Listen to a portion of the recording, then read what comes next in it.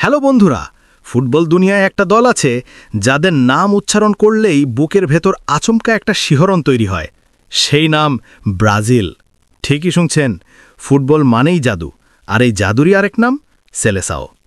5 বারের বিশ্ব champion Brazil যখন মাঠে নামে তখন শুধু খেলা হয় না, একটা উৎসব তৈরি হয়। কিন্তু প্রশ্নটা হলো 2026 সালে কি ব্রাজিল আবারও বিশ্ব ফুটবলের সিংহাসন পুনরুদ্ধার করতে পারবে? আজকের ভিডিওতে আমরা তুলে ধরব সেই 5টি বড় কারণ যেগুলো ঠিকঠাক করতে পারলে ব্রাজিল আবারও শিরোপা জিততে পারে, আর যদি ঠিক করতে না পারে তাহলে সেই স্বপ্ন আরও একবার ভেঙে যেতে পারে। তাই শেষ পর্যন্ত ভিডিওটি অবশ্যই দেখবেন, কারণ প্রতিটি পয়েন্টই ব্রাজিলের ভাগ্য নির্ধারণ করতে পারে। 1. স্থায়িত্ব, ব্রাজিলের সবচেয়ে বড় সমাধানহীন সমস্যা। গত কয়েক বছর ধরেই ব্রাজিল যে সমস্যায় সবচেয়ে বেশি ভুগছে সেটি হলো স্থায়িত্বের অভাব। হঠাৎ কোচ পরিবর্তন, বড় টুর্নামেন্টের নতুন স্কোয়াড, আর একই পজিশনে ভিন্ন ভিন্ন খেলোয়াড়। এই অস্থিরতা দলের রিদম নষ্ট করে দিচ্ছে। ফুটবল দুনিয়ায় এখন শক্তিশালী দল মানেই স্থায়ী পরিকল্পনা। ফ্রান্স, আর্জেন্টিনা কিংবা স্পেন, প্রতিটি দলের পিছনেই থাকে দীর্ঘমেয়াদী স্ট্র্যাটেজি। আর ব্রাজিল তারা এখনও যেন খুঁজছে সেই স্থিরতা। 2026 বিশ্বকাপের আগে তাই ব্রাজিলের প্রথম কাজ একটা স্থির, ভারসাম্যপূর্ণ ও দীর্ঘমেয়াদী স্কোয়াড গঠন করা, যেখানে অভিজ্ঞতা আর তরুণ রক্ত মিলেমিশে তৈরি হবে এক যুদ্ধজাহাজ।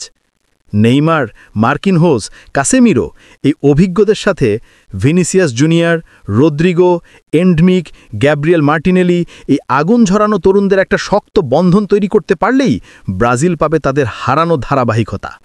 2. আধুনিক ফুটবলের কৌশল, সাম্বা স্টাইলকে আপগ্রেড করতে হবে। ব্রাজিল মানেই সাম্বা ফুটবল, ড্রিবলিং, স্কিল, সৌন্দর্য, দেখতে অসাধারণ।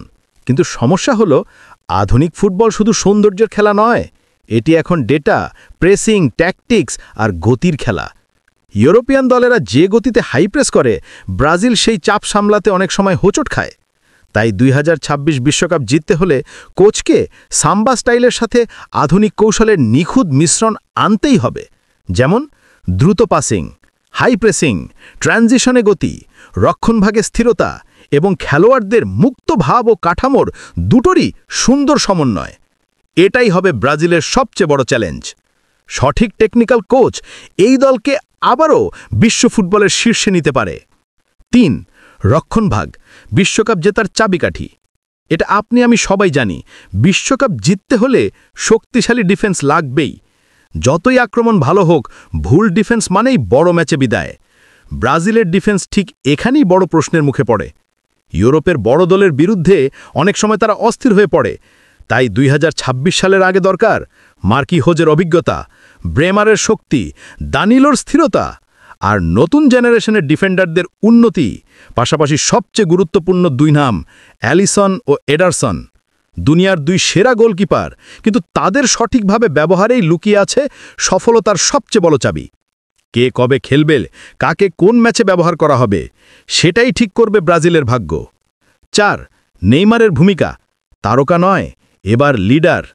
নেইমার এখনও ব্রাজিলের সবচেয়ে বড় তারকা, এটা সত্য, কিন্তু 2026 সালে তিনি থাকবেন ক্যারিয়ারের শেষ দিকের দিকে। তাই এবার তার ভূমিকা শুধু গোল করা বা স্কিল দেখানো নয়, নেইমারকে হতে হবে প্রকৃত লিডার। তরুণ দলের পাশে দাঁড়ানো, কঠিন সময় শান্ত থাকা, ম্যাচের গতি বুঝে নির্দেশ দেওয়া, এগুলোই নেইমারের অভিজ্ঞতা ব্রাজিলকে এনে দিতে পারে। তিনি যদি মেসির মতো একজন গাইড হয়ে উঠতে পারেন, তাহলে ব্রাজিলের তরুণ আক্রমণ ভাগ পুরো বিশ্বকাপ কাঁপিয়ে দিতে পারে। 5. মানসিক দৃঢ়তা, যেখানে বারবার ভেঙে পড়েছে ব্রাজিল। বিশ্বকাপে শুধু ফুটবল নয়, মেন্টাল স্ট্রেংথ সবচেয়ে বড় অস্ত্র। আর ঠিক এখানেই ব্রাজিল সবচেয়ে বেশি পিছিয়ে পড়ে। 2014 সেই 7-1, 2018 বেলজিয়ামের কাছে হার, 2022 ক্রোয়েশিয়ার বিপক্ষে টাইব্রেকারে বিদায়। প্রতিবারই চাপের মুখে দল ভেঙে পড়েছে। 2026 সালে এই গল্প পাল্টাতে হলে দরকার শেষ মিনিট পর্যন্ত লড়াই করার মানসিক শক্তি, ম্যাচের গতি ধরে রাখার আত্মবিশ্বাস, বড় ম্যাচে ঠান্ডা মাথায় সিদ্ধান্ত নেওয়া। আর্জেন্টিনা 2022 এটা করে দেখিয়েছে। শেষ পর্যন্ত লড়াই করলে অসম্ভব সম্ভব।